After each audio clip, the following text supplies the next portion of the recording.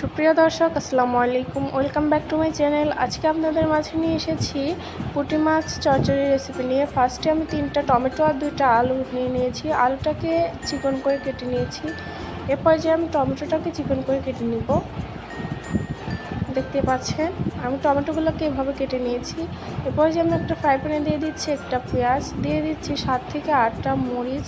এখানে আপনাদের ঝাল অনুযায়ী আপনারা যেমন ঝাল খান তেমন ব্যবহার করবেন। এরপর যে দিয়ে দিচ্ছি 1 টেবিল চামচ পরিমাণ জিরা বাটা, দিয়ে দিচ্ছি 1 টেবিল চামচ পরিমাণ শুকনো মরিচ বাটা, দিয়ে দিচ্ছি পরিমাপ মতো লবণ,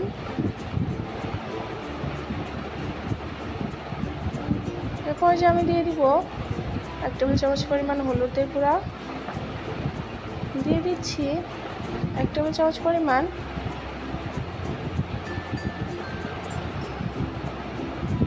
মরিচের গুঁড়া, আর দিয়ে দিচ্ছি 1 টেবিল চামচ পরিমাণ ধনিয়ার গুঁড়া।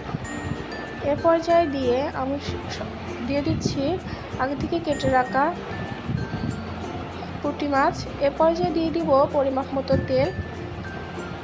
তেলটা দিয়ে আমি সুন্দর করে মেখে নিব এটাকে সবগুলো উপকরণ দিয়ে। এ পর্যায়ে আমি এর মধ্যে দিয়ে দিব আগে থেকে কেটে রাখা সবজিগুলো দিয়ে আমি আবারও ভালোভাবে মাখিয়ে নিচ্ছি। দেখতে পাচ্ছেন এ পর্যায়ে মাখানো হয়ে গেলে আমি এর মধ্যে দিয়ে দেব সামান্য পরিমাণ পানি। পানি বেশি দেওয়া যাবে না, হালকা দিতে হবে, যেহেতু আমরা এটা চচ্চড়ি করব আর আলুটা সেদ্ধ হতেও বেশি টাইম লাগবে না। এ পর্যায়ে দেখতে পাচ্ছেন আমি সামান্য পানি দিয়ে দিয়েছি। এ পর্যায়ে ঢাকনা দিয়ে ঢেকে চুলাতে বসিয়ে দেব। এ পর্যায়ে দেখতে পাচ্ছেন আমাদের তরকারিতে বলক উঠে এসেছে। এ পর্যায়ে আবার ঢেকে দিচ্ছি। এ পর্যায়ে ঢাকনা তুলে দেখাচ্ছি, দেখতে পাচ্ছেন তেল বের হয়ে এসেছে আর পানির ভাব নাই, হালকা পুড়ে গিয়েছে। আমাদের আজকে চচ্চড়ি হয়ে গিয়েছে পুঁটি মাছের।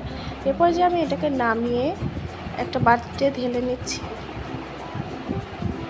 আশা করি আজকের রেসিপি আপনাদের অনেক ভালো লাগছে। ভালো লাগলে আমার চ্যানেলটিকে লাইক সাবস্ক্রাইব করে যাবেন এবং আমাদের সাথে থাকবেন।